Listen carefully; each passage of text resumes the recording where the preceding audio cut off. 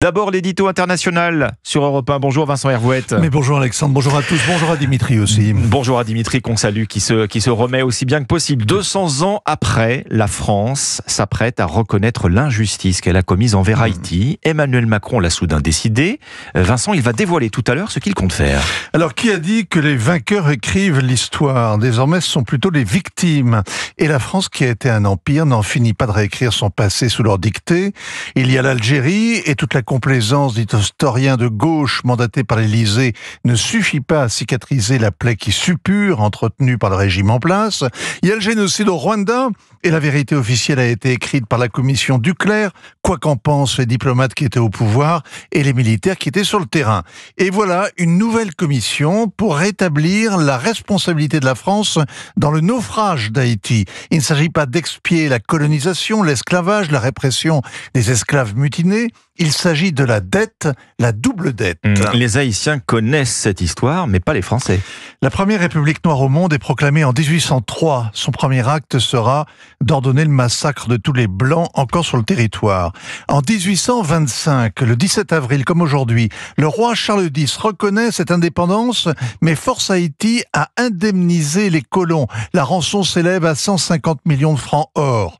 Pour payer, Haïti doit emprunter l'argent aux banques parisiennes, puis américaines. Avec les agios, la somme va considérablement enfler. C'est la double dette. Haïti finira par la rembourser en 1953. Cet argent qui n'a jamais été investi sur place explique en partie qu'Haïti soit resté misérable. En partie, mais jusqu'à quel point? C'est ce que la commission d'historiens devra établir. Ensuite, Emmanuel Macron promet que la République en tirera toutes les conséquences. C'est-à-dire, il va falloir rembourser?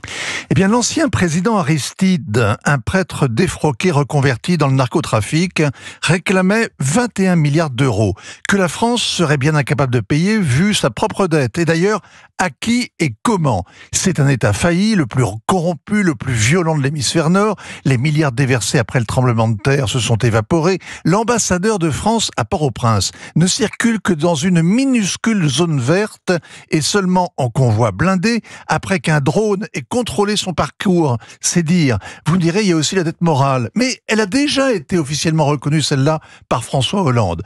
Il y a une forme de jouissance masochiste dans l'autoflagellation. Il faut signaler à ceux qui s'y adonnent 2 autres anniversaires cette semaine. Le 50e anniversaire de la guerre civile au Liban, que les milices palestiniennes ont entraîné par le fond, sous les encouragements de la gauche à Paris, et puis le 50e anniversaire du génocide cambodgien, avec la prise de Phnom Penh par les Khmers rouges, applaudi par le journal Le Monde, qui titrait Phnom Penh libéré. Morale de l'histoire, Vincent?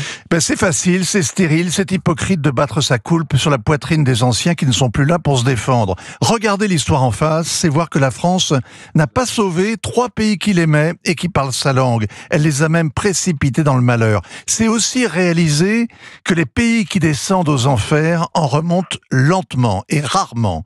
La France devrait méditer cette leçon parce qu'elle est elle-même sur le déclin, sur le toboggan et même sur une piste de bobsleigh, et il n'y a pas besoin de commission d'historiens pour le vérifier. Ainsi va le monde. Signature Europe 1, Vincent Hervouette. Merci Vincent.